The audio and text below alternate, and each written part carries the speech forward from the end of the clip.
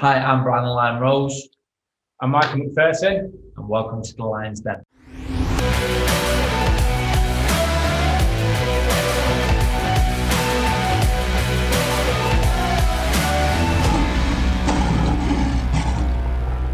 Episode 3 already, mate. Can't believe it's flying by.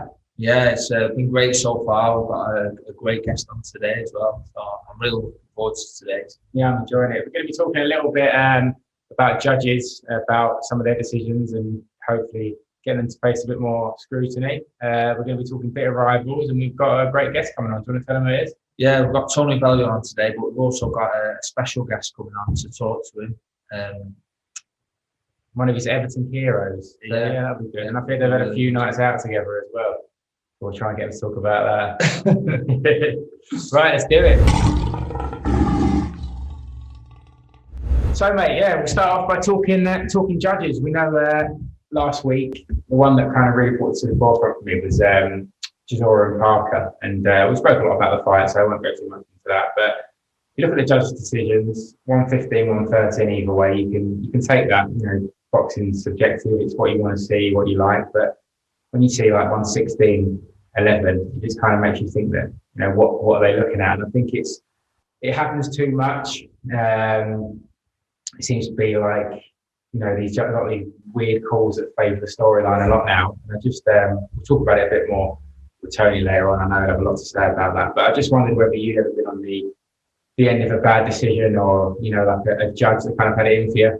Yeah, I mean, going back to the Delboy fight, Parker, for me, some of them rounds were close, but not 5-6 rounds of them rounds. They weren't close. So it's outrageous, like you say, that there can be a 116, 111 judge scorecard, and then, you know, 2 other scorecards so close. So for me, that is absolutely outrageous.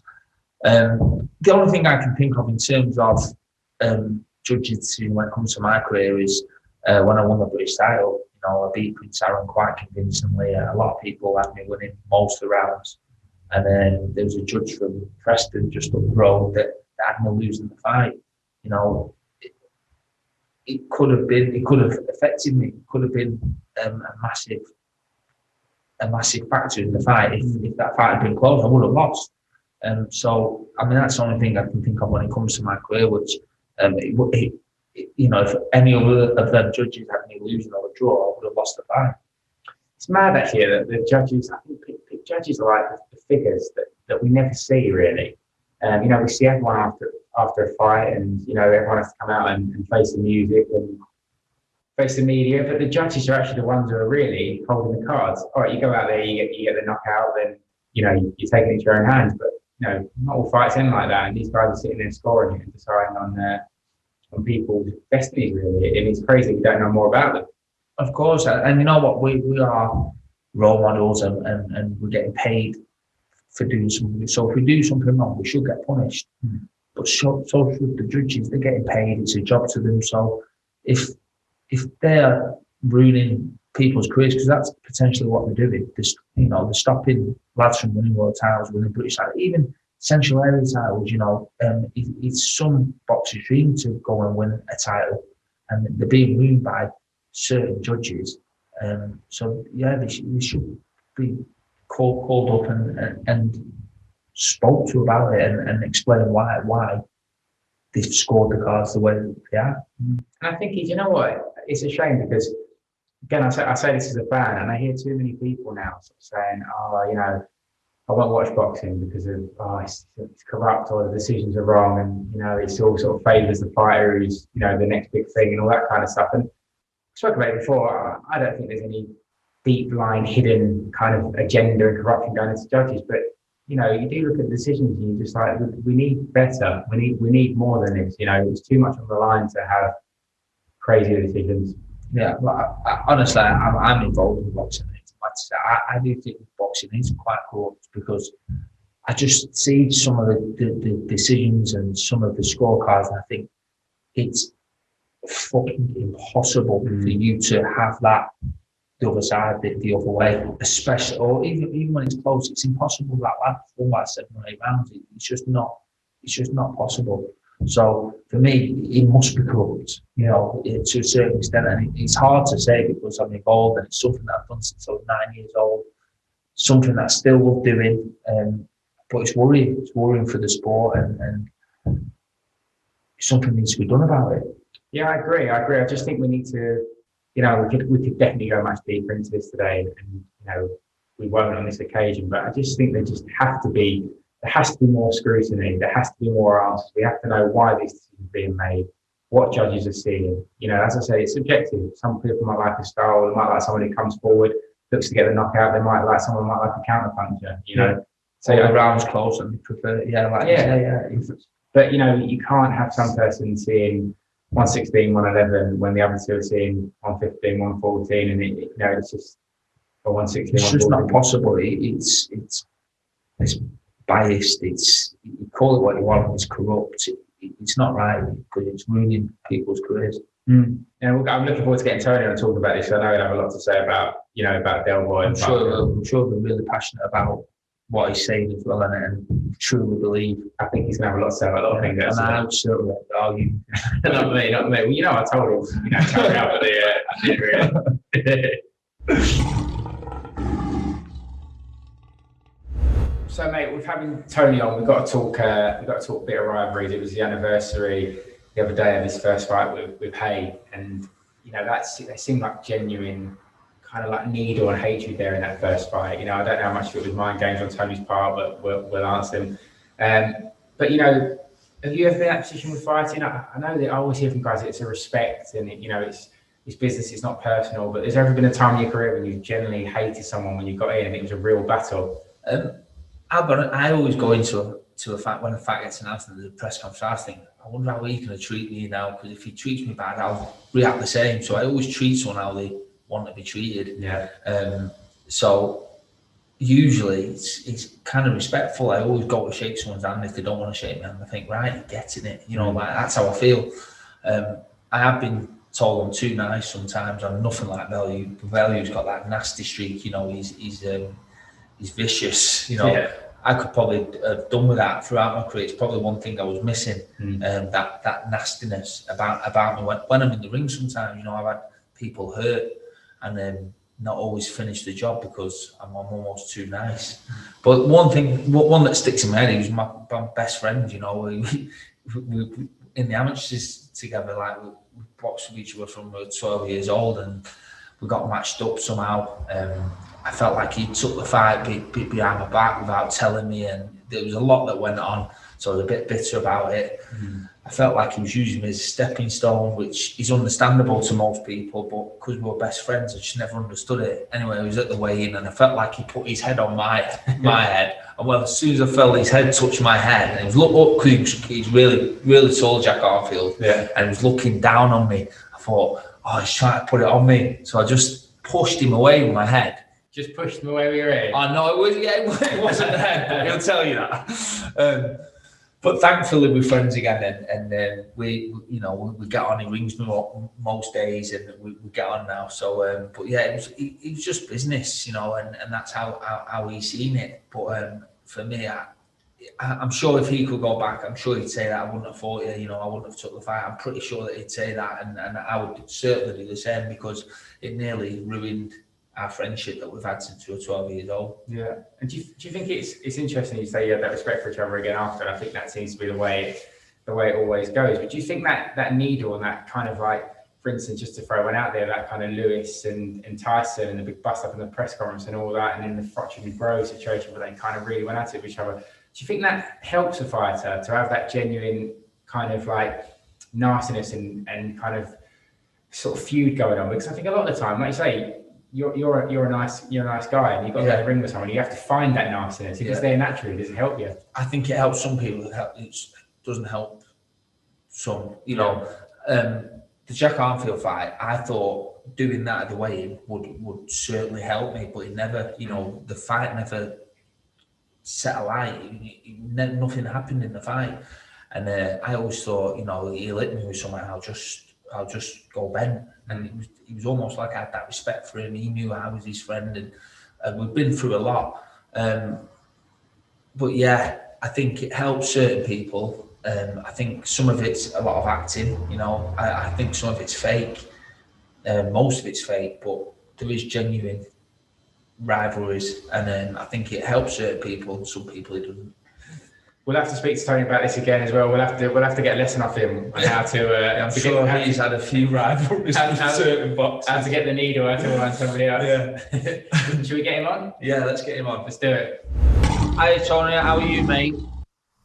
I'm spot on, guys. Thank you for having me in the Lions Den. Welcome to the Lions Den. Appreciate this, Appreciate it. We've been chatting a bit today about judges' decisions and great rivalries, which we'll get onto the second thing later. But we've been chatting a bit about last week's fight, and everyone knows how good mates you are with Del Boy. But you look at the decision, and 115. 113 either way, fair enough. Boxing's subjective. It depends what you see. I think he won it in the last round, personally. I know Brian's got a similar opinion. But when you look at 116, 111, how do you see that as a judge? And what are we going to do to make these judges' decisions face more scrutiny? It's just so frustrating, to be honest, guys. It's a really good fight. Well, it's not. Do you know what? In hindsight, it's not a great fight. It's just a half-decent heavyweight fight. They get stuck in from the start to the finish. They're constantly going at it. It's a decent pace. The class and the quality is not really there, but the work rate is. But the rounds were clear for me as I was watching it, and I tried to stay as impartial as possible. So when they said 115, 130 on the cards, I was like, okay, well, can't really complain with that. It was only when we got to that last card, it was 116 or 117, 111, I was like, really? How could you possibly have? And don't forget, he got a knockdown in the fight. Yeah. So that basically means he won about 3 rounds of the whole fight with the knockdown. It's absolutely disgusting. And but the basic way to get this out is you've just got to dig these judges out right after the fight. You've just got to put it straight to them. Tell them, what was you watching? It happens with when referees make a blind with a big mistake these days. They pay for it to ban for a couple of games. Why can't boxing referees be criticised? I mean, I always remember that one referee that was on a phone while the fight was going on, and the boxing board swore blind tone it wasn't a phone. It wasn't a phone. So it was a phone. Everyone seen it was a phone. He wasn't looking down at a notepad. Let's be totally honest, mate. He had the phone. So. Boxing, we as fighters and former fighters, we come under the scrutiny quite quick enough as soon as you have a bad display or a bad performance. Promoters come under scrutiny for making bad matchups or bad cards. Managers come under the scrutiny for not handling boxers right. Why is in all the boxing industry everyone can be scrutinised, but we can't scrutinise judges? It makes no sense. They're the guys who are determining the fates on the lives of future boxers here. Derek Chisora wins on Saturday night. He goes into a bigger fight and a better fight. He's now got this loss to Joseph Park. He's got to go into a rematch or it's right back down 2 years behind. And let's be honest, he hasn't got 2 years left. So it's just unfair, mate, that poor judging can be made so significant. What's worrying for Del Boy as well, he's got to get himself up for another fight. How many times has he been there and not quite got there? For me, what he's going to struggle with the most is getting up for that fight again, and putting the work. He was super fit, he put everything into it. So it's whether he can do that again. And he'll say he'll do it, but it's whether he can actually do it. It's mad. It's mad to think, that. And yeah, he was fit for the fight, but he wasn't in the shape he's usually in, where he can go through the gears and go through them, at a good pace. But he still does enough in the fight. The thing with Del is. His training team's got to be nailed on perfect. Everything's got to be put in place before it. Now, Buddy McGeer came in quite late notice. But as I say, once again, he grinds his way through it. He finds a way to get there. I think with fans in there, and with the atmosphere in there, he goes through Joseph Parker. But he allows himself after 6 rounds, in my opinion, when he's a mile ahead after 6, because he's got the knockdown in the first, and he's won maybe 4 or 5 of the first 6 with the knockdown. That's 6-0 straight up after the first 6 rounds. But he switches off. And when he switches off, that allows Joseph Parker to gain a little bit of momentum and get back into the fight. But then he has a big last couple of rounds, in my opinion, where he does enough. So once again, we just need to start questioning these judges of, what are you guys watching? What are you seeing that we're not seeing? Because two are judging it completely different. Two have seen a really close fight, and one's seen a completely one-sided mismatch, and that's what it looks like. And these guys who are seeing this mismatch in a close fight have got to be questioned, and it should go completely across the board. So when Mayweather fought Canelo many years ago, and one judge has a draw, that judge has just got to be struck off straight away, and they've got to be made to explain themselves. The Lennox Lewis, Evander Holyfield. You can go back in time and talk about all these fighters, and these fights, just go back, and the minute that fight's finished, get a judge in a room and say, what was you watching? What make them go back over the round and go, how have you scored that in that way? Yeah. How have you possibly done this? Publicly, I know there might be repercussions in this nowadays with social media trolling and all that stuff, but I personally, when the fights are over, the old boy's got to sit there in front of all the millions of people watching, and he's deflated, he's disappointed, and he's got to explain what went wrong or what went right. Josie Parker's got to do the same. Eddie Hearn's got to do the same. I'd have the judges out there. Going, of course. Seen that 116.11. Can you tell us why you've seen that 116.11? But it's a fair point, but figures that no one ever hears from or sees are just a name. So and so from the UK, so and so from New Zealand. I'd love to see what's going through their mind. Like you said before about like the 116, 140, you can take that because rounds are close. Yeah. So you can go either way. But when you get 116, 111, rounds aren't that close. 5 rounds aren't that close. Convincing some rounds. So it's mad to think that any judge could have judged it that way. Well, I have to say 116, 111, and you've knocked the guy down. I can't quite grasp how that scorecard's got that like that. You know what I mean? It's absolutely madness. So if he doesn't knock him down, does that mean it's what? It's 117, 110. Which is just that's a one-sided fight all the way through. So it's crazy, mate. It's absolutely insane. But as you've just said, I think it's a very good point. Everyone else after the fight is held accountable. Everyone else has to speak and give explanations on things besides referees and judges. Well, they, in my opinion, they should be put to the test after each fight. And believe you me, when they have to explain their actions, things would soon start changing. I think you'll see. If they were asked, just can you explain your card? How did you see the fight going? What did you think he was doing better than he was? I think it would make a big difference. I think it's a great point. It's true that, because any boxer, if you do something at the weigh-in or stick the knot on someone at the weigh-in or do something you shouldn't, you sat in front of the board and getting fined. Why aren't these judges getting fined? Like you say, we're getting fined and we're under scrutiny. Why aren't the judges and why aren't the refs? Of course, mate. Spot on. It really is a good point, and it's something the board should, be doing to make a difference in the sport. Everyone wants to, enhancements are coming in all kinds of sports, whether it's VAR, video analysis, replays, or whatever it is. Enhancements are coming in all sports.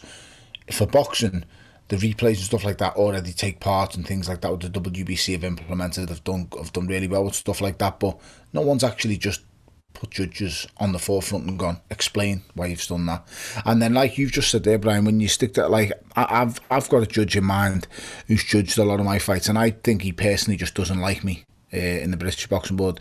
In the close fights I've ever been in, he's always gave it to the other guy every single time. And in fights that I've won clearly, he's actually had me drawn, which is madness. You'll look back through my career, you'll probably find him, you'll know who he is. I'm not going to mention him because I wouldn't do him that kind of service. But this fight, this fella's done it anyway. But I know that he won't like me because I probably just rub him up the wrong way. So, at press conferences, at weigh-ins, the way I've behaved and acted. But he shouldn't let that bear judgment on what he's watching in a fight.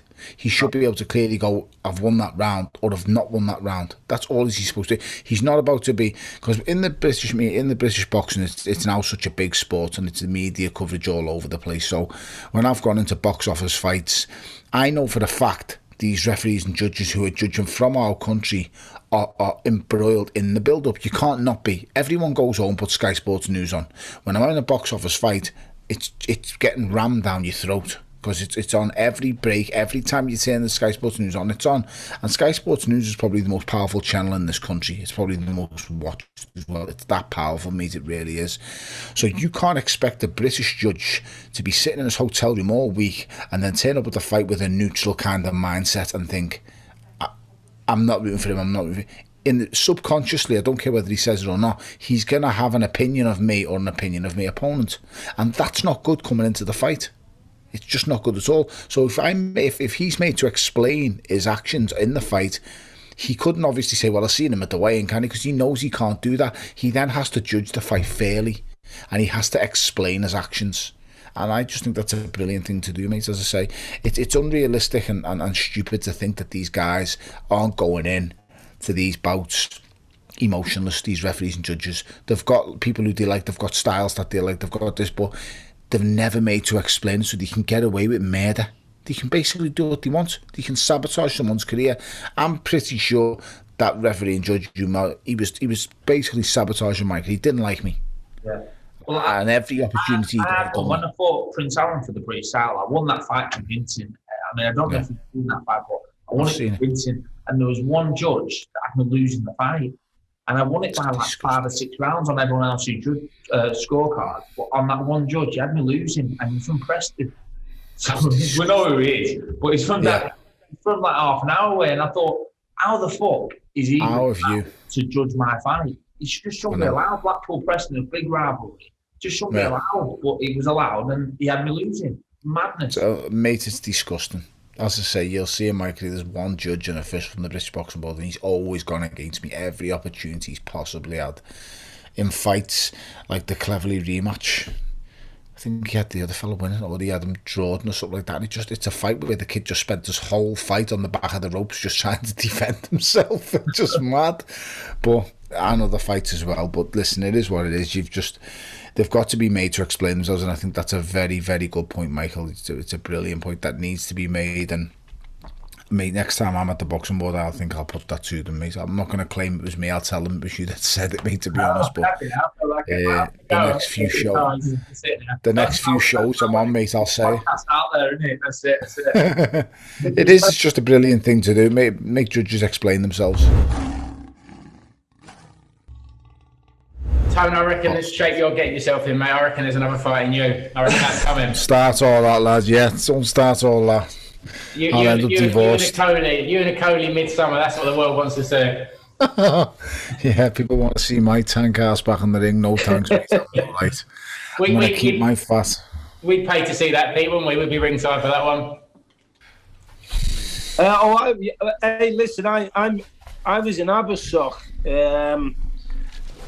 The Macaboo fight, and I watched it on the telly. I was devastated. The atmosphere at Goodison that day was like at Goodison when I played, and like when he went down first, you went down, and then you did him in the tail. I've never known anything like it. Thanks, I must admit, I got bollocks that night. It was great.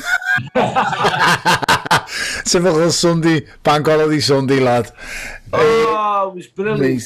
It was fantastic. The atmosphere was. I mean, I spoke to Cocky Dave about it, and he Matt Evertonian like us, and he just said, "Wow." It was, but I come across, to be fair, I come across on the TV, which is quite unique. Really, it was great. Yeah, brilliant. Thank you, mate.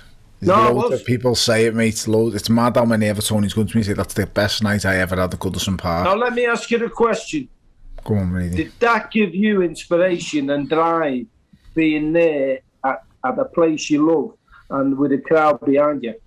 100%. Unbelievable. Nothing would have beat me that night there, mate. Nothing. Nothing or no one. Wouldn't matter who I'd have faced. It could have been Mike Tyson, Tyson Fury, everyone lined up as one. I'd have found a way because that night I just wouldn't be denied. But, mate, I'd tell you what, I don't miss how snap my nose in that first round and just put me flat on my back. I don't know how I got up into that crowd, mate. It was just being in the old lady that's what got me up and got me through. Well, that's what I'm saying. I mean, I feel for the lads now. I mean, I turn the telly off when the footy's on now. There's no atmosphere. There's no physicality, and it's because fans, whatever sport it is, I don't care where you are, if you ain't got punches there, supporters there, people who love the sport, it doesn't work. Doesn't, mate. The passion isn't the same, and you know what? Working on the boxing, really, I can definitely testify to that, because I'm watching the lads walk in the ring, and watching Derek on Saturday night as he's walking the ring, and then he starts trading with Joe Power. I can't explain it. It's mad. You listen to them breathing when one's tired, and you listen to a body shot land, and you can hear the noises, and it just wasn't the same. I've been to a couple of games at Everton, working for Everton TV and Fan TV. I went to Derby, which we unfortunately didn't win at Goodison, and I don't think I've been invited back since, because the Derby kicked off and it was directors only, and I found myself working by TalkSport and stuff like that, and Salah gets tackled in the first 3 minutes, and I just jumped out my seat and said, "Get up, you girl!" And that didn't go down well. Ian Rush and all the other directors just turned around like that and looked at me as if to say, "Get him out, the skull." So it wasn't very well received, but football just isn't the same without, as Reedy says, the punters, the fans, people who actually love being there, want to be there, and it's in the blood. Football isn't. I didn't choose to support Everton. I was chosen. I've always said this, and it's, you're there, and you just it's part of you. It's part of your soul. That's what football is, and I love it, mate. It's just, I can't wait to get back in with the kids. Do you know what, Tony? I think it's the same for boxing, though. If you look at the fight last week with Bellew, I think when he slowed down, I don't think he would have slowed down like that in those kind of 7th, 8th, 9th, 10th round. If the bands were in there, I think he'd have kept going. It would have urged him on. It really would have. I still think he won, but it would have urged him on to go for the stoppage, I think. You know what? It wouldn't surprise me if he would have got rid of him in the first round, because he had Parker down and really hurt in that first. Parker hit it really well, but he was gone. His legs were heavy on him still, and his legs didn't come back until the end of the second, third round. And if Del would have had a crowd in there screaming and urging him on, and you feel it. Brian knows, you've fought in big arenas, big stadiums. It's like they drag you over the line. They drag you through the hard times. I had a Goodison 100%. When I get dropped and I rolled over, when I get up, it just, I remember when he hits me on the nose and my nose breaks, but I remember hearing the noise. And when you hear 20,000 people make that noise, it's crazy, mate. But then they're the ones who urge me and surge me on in the second round and the third round to get the knockout. And they are the same for footballers. They actually suck the ball right into the goal in that Gladys Street end at Goodison Park. Yeah. Any sport. Talking about mindset last week, and then, when you find it tough in a fight, like I said, I've been in fights where I was willing to die in the ring just to get a win, because I've sacrificed all my life, from a 9-year-old boy to now, and I would literally die in the ring to achieve what I set out to achieve. And it's the same. I've had nights like you've had where I literally felt like I would have beat anyone in the world. I probably wouldn't have, but I felt like, honestly, I felt like I was that fit. And that one of them was Maciel, when you use the only commentator to say that I was going to win the fight. The rest all wrote me off. Johnny Nelson. But you said, no, I've got faith in Brian. He's going to win on points, and I won on points. And I remember about the 10th round, you said, basically said, listen, I told you you're going to win on points. Yeah, this is amazing. I remember the fight. It's just, if fans just are such a pivotal part of sport in a whole. They really are. Just all sports and all walks of life. We all need, we need it to mean something, and that's what the fans bring to the table. It means something to them, and it carries other people over. I say, in all walks, it doesn't matter what sport it is, we need fans back. I think it'll be brilliant to see the Olympic Games this year. I'm hoping they go ahead and 100-metre finals, 400-metre. I want to see that buzz again, and amongst the crowds of thousands of people together. I want to see a festival happen again. I want to see the match when, I want to go, mate, I'm going back in the Gladys Street. I haven't been in the Gladys Street for 15, 16 years. I'm going back in the Gladys Street when the ground's open again. I'm taking my kids in there as well. I don't care if I have to do 10,000 pitches. I'm going in there, mate. I don't care. It's like my mate's got a club, and I went over there, and he had the tent and all that, and it was a nice day, and the lad gets on a few little tunes, and they all get up dancing outside in the grass, and to see people having a laugh and smiling and dancing, it was like, wow, what have we? I mean, it's been tough, hasn't it, for everybody? I mean, real tough. And I've got a nice garden and a fairly big house, so I'm all right. I haven't. Well, it's been tough because I'm a social person, but just to see people enjoying themselves, it's like lovely, brilliant. Brilliant. So it's crazy, isn't it, that we're talking about just how nice it is to see people enjoying themselves. Did you ever think we'd have a conversation of the day when it's nice just to see people being happy and enjoying themselves? It's absolutely crazy what this has done to the world, mate. We just need to get back on track. It's given me a great perspective. On the way over here, I've never been happier to see traffic. You know, like just to know that people are back like living their lives again. I'm like, oh, usually I'd be going, come on. But now I'm like, oh, this is lovely. Look, I'm stuck in a traffic jam. Life's great. I don't know about that, Mike. That's one of the things that I haven't missed, mate. So I'm not going to give it you there, lads. That'll soon wear off, mate, when I'm on the 62 going somewhere. It'll wear off quickly, so unless I'm on my way to golf, traffic's never good. Answer you first, Tony. What was, your memories of Peter's career, your best memories of Peter's career? And then I'll answer the same question. He was only a babby.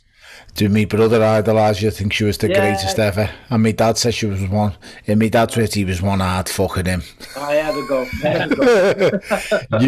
My dad's a cop-out, and my dad's our hero was Graham Souness. Now, I never ever watched Souness play, but my dad said he was unbelievable. But he says Peter was Souness for us. He says that was you for us, so that's the highest accolade that my father could give us, an honourable cop-out. I support Everton because of my eldest brother Craig. Obviously, it's mad that my dad's a cop-out and my eldest brother's a Blue. But families are like that around there, Merseyside. Yeah, it's crazy, mate. But my eldest brother told me loads about Reedy.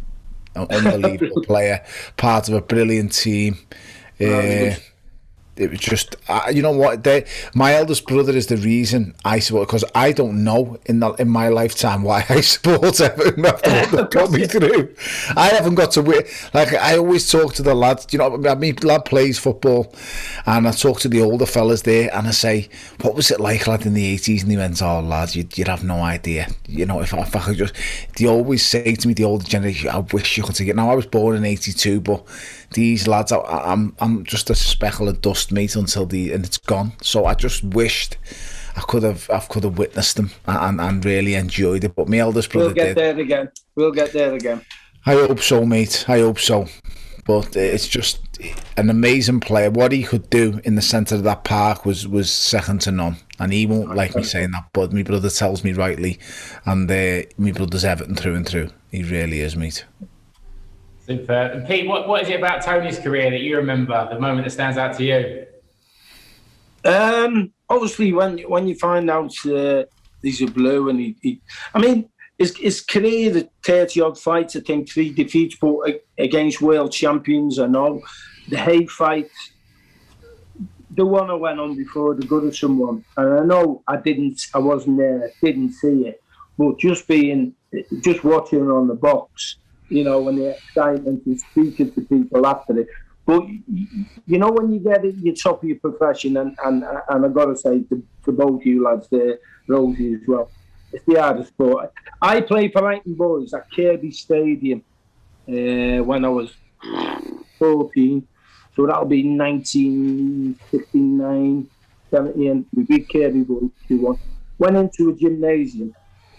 I see this kid sparring. I've never seen it. Boom, boom, boom. And I'm thinking, who's this fella? Right? And it was the great John Conte.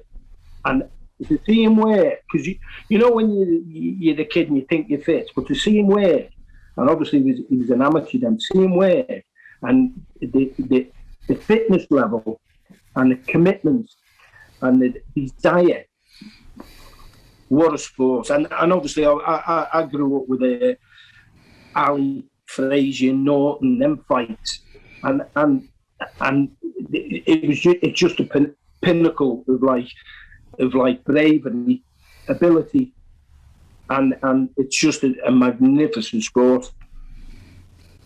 And that was it.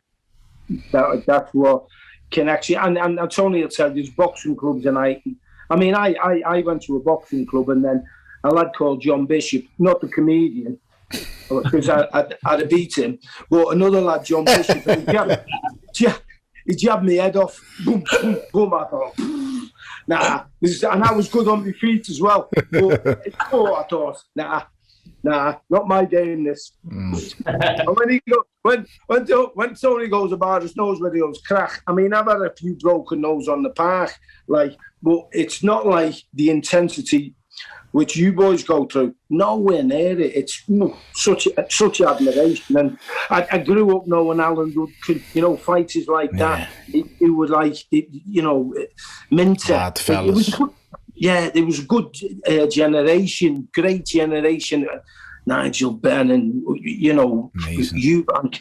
It's a great sport, but I like watching it. But outside the ring. Don't blame you, lads. I just wish I could have played football. Imagine playing football would have been the best thing ever, but my ass was too big and I couldn't shift it. Got to be honest. I was scared football, so I couldn't play. I like to believe I've got two decent feet. I can strike with me left and me right, but the reality of it is, mate, I'm not very good. I like to tell people. I'm shit. What's it like? Coming from down south, if you're not very good at football and you just play for your school and nothing else, someone occasionally go older, oh, you any good at football? Like, oh yeah, I had trials for Leighton Orient. Everyone who lives in East London, had trials for Leighton Orient. Well, everyone says that though. We've had trials. Being a Scouser lad, we wouldn't admit to something like Leighton Orient. It's either you get a trials at Everton or Liverpool, or you just say nothing. If you were going on to Tranmere, mate, you didn't say nothing. Leighton Orient must have had more trials than the Old Bailey, I tell you, because everyone. Barry in that. I've got to. Barry, yeah. I've got to ask the two of you while you're both here, because I know you've got to go, Pete. But Everton doing fantastic at the moment with Ancelotti, and all looking very promising with players they're getting linked with. Is it good to see? Where do you see him progressing to next year? I think he's had a decent start.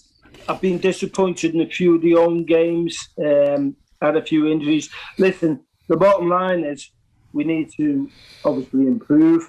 I think what he's got in there, he's got a good atmosphere around the place. I know that, speaking to people. But I'm one of them. I like winning.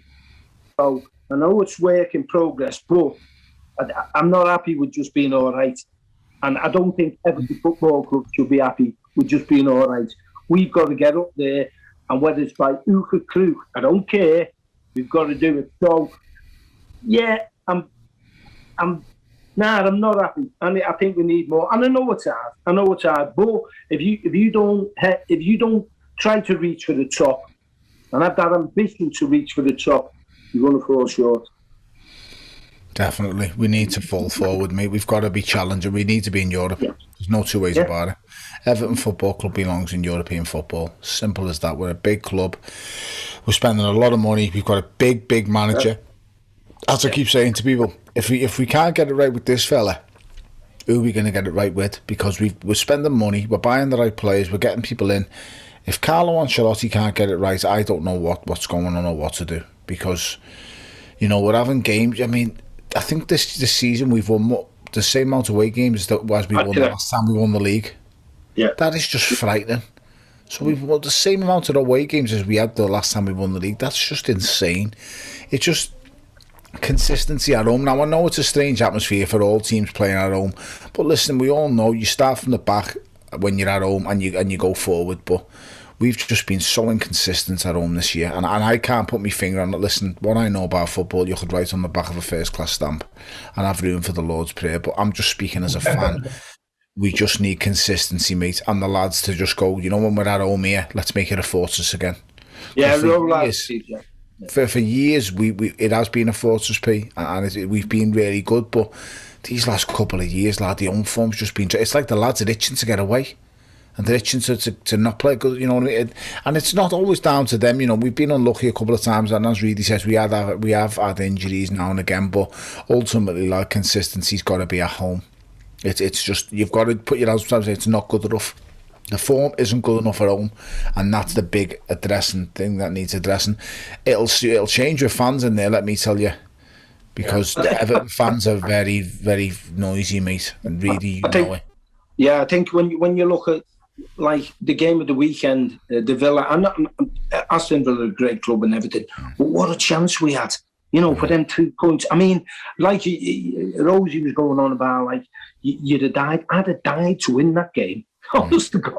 I mean, sometimes you can't play well. We know that you can't play well all the time. But I'll tell you what, if you put an effort and desire and boom, that we're not going to get beat. With that attitude. See, I'm getting my boots on here.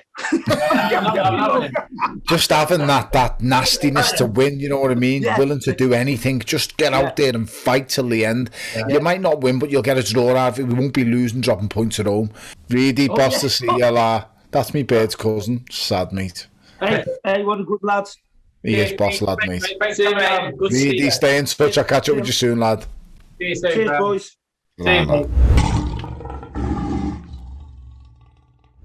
You spoke a bit there about, people judging you from press conferences and all that kind of stuff. We've also been speaking about a bit of rivalries today, and I know it was 3 years, a few days ago, since the second fight of yourself and David Hay. And I look at the way the build-up to the first fight and all through that to the second fight, and there seemed to be genuine bad blood between the two of you. And then I look at you now, and you seem to be this respect. I mean, I always find that amazing with boxers, you guys, how you can kind of go in there, try and kill each other literally, and then come out and you have that newfound respect. But is there genuine bad blood before? Or is that, do you hype yourself up to it? Or did you genuinely dislike him, and have you genuinely disliked somebody previously as well? I've always liked David to a certain extent. When we're fighting, I want to do him like he wants to do me, mate. Simple as that. There's no two ways about it. But with regards to like or dislike, I don't usually let that play out, if that makes sense. It doesn't play no part to me. It's just purely a fight, and I've got to beat him. When it gets personal, like against Cleverly, it was personal. He didn't like me, I didn't like him. That really was personal. I could not stand that boy. With David, I just wanted to wind him up. I wanted to get him out of his game plan. I wanted to get him out of his zone. So I'd done everything I possibly could to just push his buttons. And that's all as I've done, mate. I just pushed his buttons, and it worked out in the end. So I was happy with the way it went, but at the same time, as I've said before, and I'll say again, it was a mindset thing with David. I wanted to get in his head and really annoy him, and it worked for the first fight perfect. He absolutely lost his mind. He just wanted to take my head off my neck, and that's all as he thought about doing. And it worked against him. The mouthy scouser wound him up. In the rematch, it was completely business, and I had a cold head on my shoulders, mate. I really did. So, as I said, it's different for different opponents. With the Cleverly rematch, I despised him, and I just really wanted to beat him up. I enjoyed beating him up for 12 rounds. It was a dreadful fight, and I can only apologise to the paying customers who paid. But Eddie took the majority of that one, guys, so don't blame me for that. And it just I was so happy to beat him. But as I said, different fights is different nature. You go in there with a different mindset. For the Hay fight, for the first one, I was just intent on winding him up. And just literally on a fishing line, I just kept winding him up. I would say things to him like, when we done the gloves are off, and as soon as he sat down, I said, David, you've got a hairband on, mate. What are you doing with a hairband on? And it's just little childish things like that. And I said, have you had your nails manicured this week, David? Because we don't want, sore toe to get involved in this one. And I just kept prodding him. I remember the conference he was going, he kept everything he was saying. He was going, all right, Tone. He didn't even want to get involved. He win. He was beating. That was for the rematch. I think he's seen a psychologist for the rematch, and he said, don't entertain this man because you can't beat him verbally. So there's no point in entertaining him. So I tried my best to get in his head for the rematch as well. Yeah. So when we done the gloves are off, I haven't really watched it back, but the gloves are off. I nearly got him to bite. Like as we started talking, I couldn't get him in an argument about what I'm going to do because I'd beat him at this point. But the way I got to draw them in this time was I talked about his career. And I talked about things like what he'd done. So I said, David, you spewed it against Orlando Solis in the World Championship finals, but you've got a gold medal on the line, you spewed it. You had him out on his feet, and he went to me, I didn't spew it.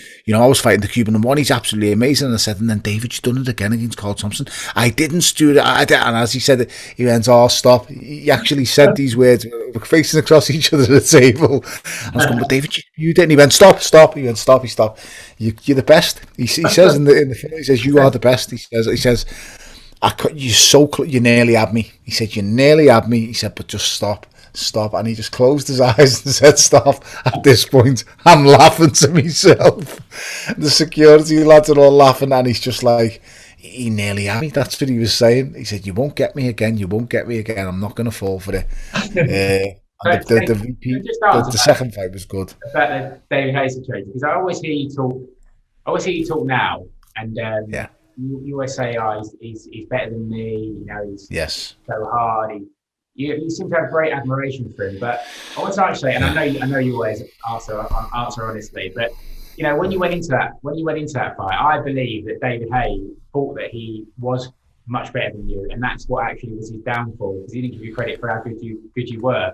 And was there a part of you that thought he was better than what he was? Do you generally now have more admiration for him than before you fought him? Do you know what I mean? Did you think he? Yes. I do, because I know how good he is, and I know how dangerous he is. He's still the hardest person I've ever been hit by in my life, without a shadow of a doubt. After the first fight, I had a headache for 4 or 5 days. That wasn't going away. I've got no problem in saying he's better than me. He's going to go down better than me. He's been undisputed cruiserweight champion. He's been former heavyweight champion of the world. But styles make fights. Just because he's better than me, it doesn't mean I can't beat him. It's just the way it goes, mate. And I understand that with boxing. There's fighters who he's beaten who I wouldn't have beat. So I think personally, for me, someone like a Jean-Marc Mormec was an absolute nightmare. Trying to keep him off would have been an absolute nightmare. I need to make you miss, make you pay. And I could do that with David, especially when he went to heavyweight. Once he went to heavyweight, it's a different kind of fight for me. Don't get me wrong, I still think I could have beat any version of David Hay, because I can always make him miss. I was used to fighting quick, light heavyweights. And David's greatest attribute is his speed and his power. If his speed doesn't work, he's lost. If he can't hit you clean, that's the way to tire him. He's an unbelievable explosive fighter, but it's only good if he can land a punch. Now, I wasn't catching me clean, mate, because, as I say, I was used to fighting faster guys, and then because I could also punch myself and he's vulnerable, it was a perfect match for me. I always knew it. And even going into that first fight, when Eddie thought I'd lose, I told him I'd win. I told everybody who listened. I even explained in detail how I'd win. And I kept drumming it into David all through the build-up. Just don't quit. Just don't quit. And I'm convinced that's why he didn't. Because anyone in the right mind, he should have just said, everyone's seen me just burst my Achilles tendon. I'll have you a rematch. That's enough. But purely because I kept saying to him in the build-up, don't you quit, David. When it gets tough, don't you quit. He absorbed it let me know that everything I'd said to him he'd absorbed, and he took it on, because in hindsight he should have just said that's enough. He took an absolute pasting. He's so brave, and my admiration levels go up for him so much, because he basically had one leg and I pounded his head all over that ring, mate. I'm telling you. Oh, then my leg went, and I was like, why has he not said anything? Because I honestly be told, I thought you were going to lose that first one. I just didn't see. Yeah. I understand. Getting beat by, I know how good you are, but I just didn't see how we could get beat by you. How I could beat him. I know. You'd have beat him with his legs right anyway. Looking back on it now. And it's just styles, mate. It's crazy. You know what, Bri? I understood why everyone picked him. Because you look at him and he looks like a Hulk. He looks like the Hulk. It's as simple as that. He looks unbelievable, doesn't he? And he's come back from, he'd been out the ring for a couple of years, but when he came back against them two heavyweights, he just obliterated them. And everyone was like, wow, David Hayes back. Look at the shape he's in. He's gained 2 stone of muscle and he just looks unbelievable. And then you've got me. I look like Mr. Soft. And yes, I'm WBC world champion, but no one cares, because all everyone can see is this fella in front of me, and we're stood next to each other on the scales, and it looks like a normal everyday fella who's in half decent shape against a fucking mountain of muscle who's like Superman. So just going off the looks, I understood why people, and then when you look at people, why the boxing world picked him and the boxing fraternity all picked him, I understood why they picked him, because he's so good at what he does. But you can't just look at what someone's so good at and then detract from the other person. I was in the form of my life winning that WBC Cruiserweight belt, and I'd absolutely smashed BJ Flores' best mate in front of him. I was dreadful in that fight, but just watch the fights back previously. The Masterneck fight was a defining fight in my career. Then the McCarby fight, then the Flores fight, then I go into the Hay fight, and I'm comfortable at the weight, I'm strong. And going to heavyweight for me, it wasn't like going to heavyweight for him. He went to heavyweight, gained 2 stone of muscle. It's so hard to compete and keep doing what you're doing. And I said it all in the build-up, you've got 6 rounds, lad. You've got 6 rounds and then your ass is mine. And I just knew as long as I stayed out the way of that big right hand in them first 6, I was going to be all right, mate. And thankfully it worked out all right. But I do have so much admiration for him. I'm so grateful.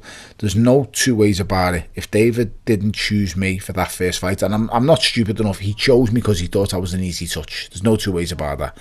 But if he didn't choose me, I'd still be fighting right now, because I would never have been able to be financially secure the way it worked out in the end. So, as I've said before, and I'll say it again, on numerous occasions I've said this, the first David Hay fight earned me 5 times more than all my career combined. 4 times, sorry. My whole career combined 4 times over.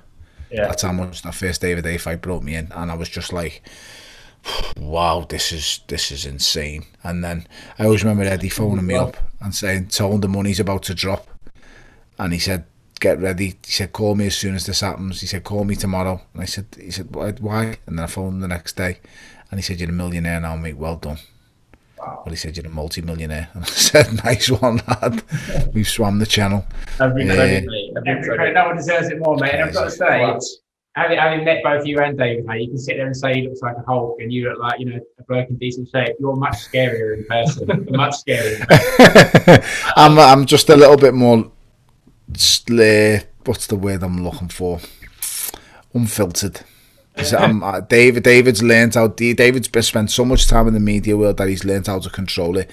I still haven't, and I'm still very raw, and I'll just say what I think, whereas David will be a lot more cultured. But I think the world of him. I really do. David to hurry up at the event. I said, come on, David, hurry up. But you. He's a cracker. Mate, I've got to ask you, you've got your book coming out this week. Thanks, mate. And, I'm really excited for that. I'm going to ask you to send me over a signed copy, actually, because I'll read that. And I know you're into a lot of your mindset stuff, and you're into the kind of all the activism books and everything like that, and I love everything. So I'm excited for it. But without going too much into the book, I know you speak a lot in it about where you come from, what you was, and how you can kind of use these lessons and things that happen to you and experiences to be successful. What advice would you give to a young kid like yourself who's trying to make it in boxing, trying to make it in football, just trying to make it in life? And, what would be your advice to them to push on? People will look at me and think it happened overnight. Believe you me, it didn't. 20 years I was getting punched in the face for. It's a long path. It's a long journey. I've had many ups and downs, many bad days at the office. Many. I mean, listen, I've paid people 500 quid to come in one day and absolutely knock 10 bells of shite out of me, and I've paid them to do it in the gym. And it's so I've had so many ups and downs, there's too many to mention and name, but you've just got to, the one thing that I did do that I give myself credit for, I never stopped believing. I never ever gave up. I refuse to give up. And a man who refuses to give up, a man who will not stop, and a man who will not go away, is a man that will get there in the end, mate. It's only when you give up that you've failed, and I just refuse to give up, no matter how low I got at certain points in my career, and I did get low. After the Adonis Stevenson fight, I thought my world was over. I really did. But I dust myself down, I come back again, and I just figure out another way to do it. Just do whatever you've got to do, just never give up, because as I've said before, the man who won't give up, mate, is the one who will get there in the end. Just never ever give up. Refuse defeat at all costs. You can lose, you can have setbacks, you can do whatever that needs to be done, but the minute you give up, it's over. The minute you quit at something, have you ever met a person who's quit and the next day being happy that, and said next day they're happy that they quit, or they've ever spewed it and the next day they go, I was happy I spewed that? Everybody regrets quitting or spewing it whenever they've done it in their life. I've never met a person who spewed it or quit and they've been happy about it the next day. always keep that in mind when you're at your very wit's end and you're thinking about throwing the towel in or quitting or spewing it. Always think about how it's going to feel tomorrow. You're going to regret it, mate. And that's the best thing I could say. Not you fought a different level to me, but the level I fought at, I have been in situations where I think, honestly, I could quite easily have quit, but I've never quit in my life. I mean, Bobby tried to pull me out of the world title fight against Andrade. I was getting my head smashed in. I said, Bobby, don't pull me out, mate. It's like, right, one more round. And, mate, I just refused to give up. I put on my arse twice, got up, and I just still thought I was going to beat him. Doesn't matter what level we're at, but you've done it, mate, and you've been in there, and you've endured, and you've gone through the pain, and you've sacrificed, and it doesn't matter what level, you've just done it. You've been in there. You understand what it takes. You understand how hard it gets. You understand how lonely things be. Boxing is the loneliest sport in the world. The amount of times I've been in that hotel room at night on me jack, mate, just me, my microwave, and me iPad. And it's just, it's hard and it's long and the loneliest and longest game in the world. But then it gives you great, rewards when you get to the pinnacle and when you get to the right fights at the right times. And I just wish that what I'm doing now with the next generation of educating fighters going forward, I'm making sure that they're wise with the money and they pay the taxes and they're clever and because I had to learn the hard way. So all the fighters that I help now and look after, I'm teaching them things, how to manage the money, how to create a company, how to pay the taxes, how to pay themselves dividends, how to pay a house off, how to get another house, and all these things I'm trying to teach them. When to take fights, get what you're actually worth. Don't get what someone's going to tell you what they think you're worth. Get what you are worth. When you're topping a bill, understand what you're generating. And that's what I'm educating fighters with today, mate. So I'm trying my best just to help them give back. It's an headache that I don't earn a bleeding penny from, but I'm just happy to help them. I've got Jazza Dickens going into a world title fight next, and I'm going to make sure, I am going to make sure that he's the highest paid featherweight my city's ever produced. Yeah. Just going into a world title fight. And giving him that, and giving him the base to know that what he can do with that from there is massively uplifting to me, and he knows that I'm helping the next generation. And Jazz always says to me, Tom, what can I do for you? Well, please tell me, what can I do for you? I said, lad, all I want you to do is do what I'm doing for you. So the things I'm doing for you, you're going to pass it on to the next generation, and the next generation is going to pass it on to them. Yeah. And us as fighters and us as people, we're going to grow, and we're going to get better, and we're going to get wiser to these sharks, because we're getting thrown into a lake with sharks, and we're little goldfish, mate. We really are, and we're not aware of the surroundings and what's there to be made, what we can and can't do. Yeah. I know, because I've been there now. I mean, when the doors got opened to me by Eddie, and as I've said before, Eddie's an honest man. You see what you're worth, because when the book gets opened and you see what's coming in, you're like, wow, really? And it's like, this is all mine, because he works for me now. And you're like, Jesus. And that's what he does, because he's such a brilliant person, and I'm very lucky to have had him in my career. People say, that's Tony Bellew kissing ass. That's Tony Bellew just telling the truth. That's just me stating facts. I don't agree with that. I know from even the amount that I know you, and you're not the kind of person that would stand for anybody or kiss anybody. No, mate. I've had people try and rip me off. I've been in the hardest parts of the game, but I will tell you, mate, it's using the word honest and the word promoter never usually mixes. I'm telling you now, he's an honest man. I've had a few promoters I could name names and say the shit was all my money still, but Eddie and all. Do you know what I mean? You say that's the perfect thing that I say, and I say this to fighters when they're asking me about going pro and stuff. What Brian's just said there, Eddie N doesn't owe me a penny. Brian, I'll guarantee, is owed money from other promoters. Paid in 7 days. You paid like the next day. It's unbelievable. And that's all you can ask for, mate, as a fighter. Because we get in, we do our job. I just want paying for what you've agreed before. And I'll bet you right now, Brian's still owed money from various promoters and other fighters that he's fought. Disgusting, mate. It's and the disgrace, and they won't like me saying this, the boxing board for allowing it to go on, because they're the ones who should jam down and throw down on these promoters who are not paying fighters what they are. What they've agreed to and signed for, they haven't paid you. It's disgrace. It pisses me off up to no end, mate. But I've argued with them. I've been in court against them, and I've beat them in court and stuff like that. So, but it's very hard for another fighter to say, I'm going to go to court, because they just don't have the funds. I remember going to court against Frank and not having a pot to piss in. but knowing I had such a good case that I couldn't possibly lose. But the thought was, well, I've got such a good case, but I haven't got the money to actually just go to court, so I can't win. But I got the money in the end. But imagine if I didn't get that money. If I didn't get that money, I couldn't have beat him. And I was so right. I had my titles vacated. I didn't even vacate them. He vacated them for one of his other fighters. All that came out in court. Yeah. And it's like, if I couldn't have been able to pay for this, then I would have just lost, and I'd have just been another fighter. And what happens is fighters get so scared by going to court and being sued by other promoters that they just shut up shop and they go, I'll just do whatever he says. Well, I wiped my mouth with it because I thought, I need him for my next fight. I need him for my next fight. And if I try and sue him or tell him that he owes me money, which I did do, I fucking shouting at him down the phone. If I'd have done that, then I thought he's going to pull me. Get left. I won't earn anything. I've got bills to pay. You know what I mean? And that's it, mate. That's how they get you. I know fighters before our time, really good fighters who have been ripped off, didn't get paid for the last 2 fights. Big fights as well. World champions don't get paid for the last 2 world title defences. Wow. And then they gone the game. And then I know one fighter, he didn't get paid for his last 2 world title defences. Then he got a job on the TV, and the promoter at the time was the main man on the TV, the main promoter on this TV channel. And he said, if you bring it up that I didn't pay you for the last 2 fights, I'm going to make you lose your job on the TV. So he just kept stuck and kept quiet, never said nothing. And he never got paid for his last 2 world title defences. Mate, this is what they do. This is what they do. In any other sport, with boxing, I've always said that. I mean, my management history lies mainly in football. I've been looking after Brian for the last few months. Nothing to do with his fights, not in promoting, but a lot of like media stuff and commercial stuff.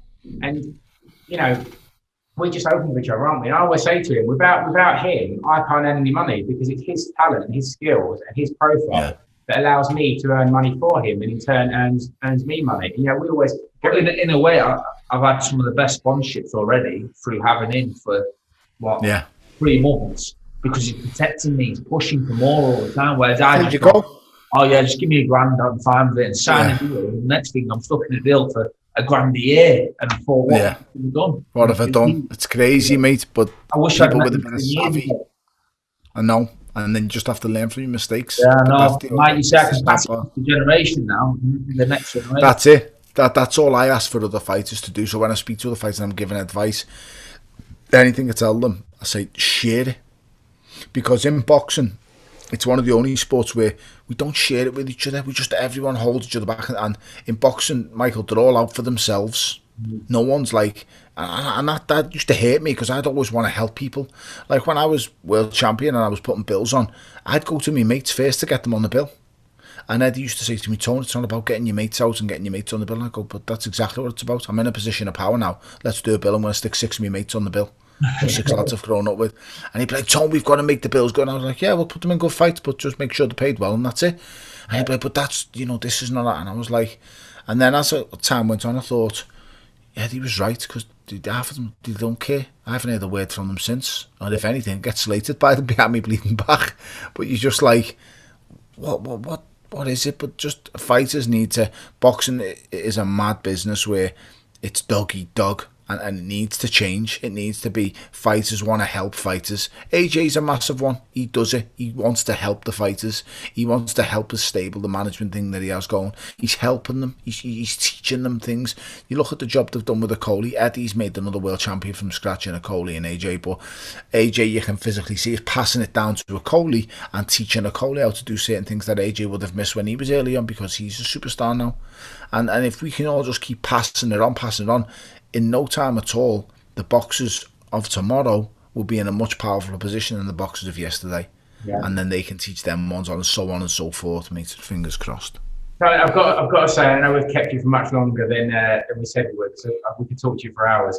It's always enjoyable. But I know you're set up. I know you've managed yourself well. I know you don't need the money. I know you're happy in your retirement. You've got into golf. You've got the good life now. But can we make you versus Cody happen next year? No, mate, we can't. We can't, because I promised me kids I'd stop. So no, we can't stop it.